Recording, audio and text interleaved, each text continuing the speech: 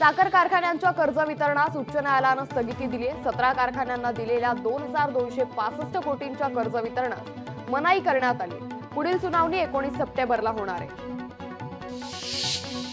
हिंगोलीच्या बाबुळगाव गावात जाणारा पूल खचल्यानं वाहन चालकांना नाहक त्रास सहन करावा लागतोय। यामुळे तात्काळ या पुलाचं काम नव्यानं करण्याची मागणी वाहन चालकांकडून केली जाते।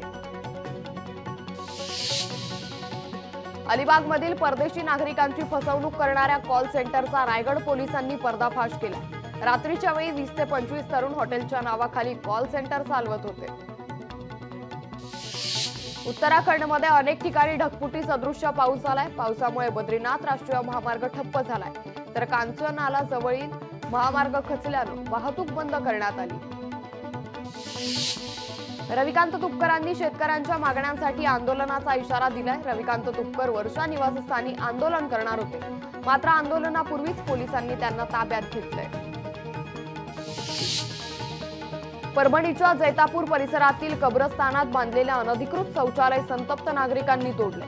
शौचालयाचं सांडपाणी उघड्यावर सोडल्यानं नागरिकांनी शौचालय तोडलं।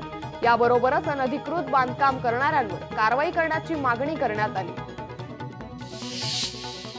आदित्य ठाकरे 25 आणि 26 ऑगस्टला 2 दिवस संभाजीनगर दौऱ्यावर जाणार आहेत। विधानसभा निवडणुकीच्या पार्श्वभूमीवर या दौऱ्याला महत्त्व असून ग्रामीण भागात दौरे करत बैठका घेतल्या जातील।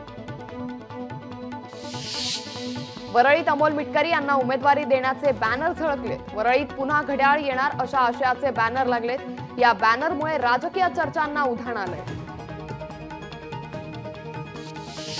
घाटकोपर फलक दुर्घटना प्रकरणी संशयित अर्शद खान विरोधात स्थानिक न्यायालयानं अजामीन पात्र वॉरंट जारी केलाय। नुकताच अर्शद खानचा अटकपूर्व जामीन सत्र न्यायालयानं फेटाळला होता। महाविकास आघाडीनं 24 ऑगस्ट रोजी महाराष्ट्र बंदची हाक दिली आहे। उल्हासनगर महाविकास आघाडीच्या प्रमुख नेत्यांची बैठक पार पडली। यावेळी उल्हासनगर शहर देखील कडकडीत बंद ठेवणार असल्याचा निर्णय या बैठकीत घेण्यात आलाय। आमदार बबनदादा शिंदेंचे पुत्र रणजित शिंदेंनी जरांगेंची भेट घेतली। अंतरवालीत ही भेट घेतली असून रणजित शिंदे म्हाडा मतदारसंघातून लढण्यास इच्छुक आहेत। अमरावतीत शिक्षकाकडून अल्पवयीन मुलीचा विनयभंग करण्यात आल्याचा धक्कादायक प्रकार समोर आलाय। पालकांच्या तक्रारीनंतर शिक्षकाला अटक करण्यात आली। हिंदुत्ववादी संघटनेकडून आज कोल्हापूर बंदची हाक देण्यात आली आहे। बांगलादेशातील हिंदूंवरील अत्याचाराच्या निषेधार्थ हा बंद पुकारण्यात आला। बंदच्या अनुषंगानं शहरात कडक पोलीस बंदोबस्त तैनात करण्यात आलाय। लोकशाही मराठी ऐका, पहा, जागरूक रहा।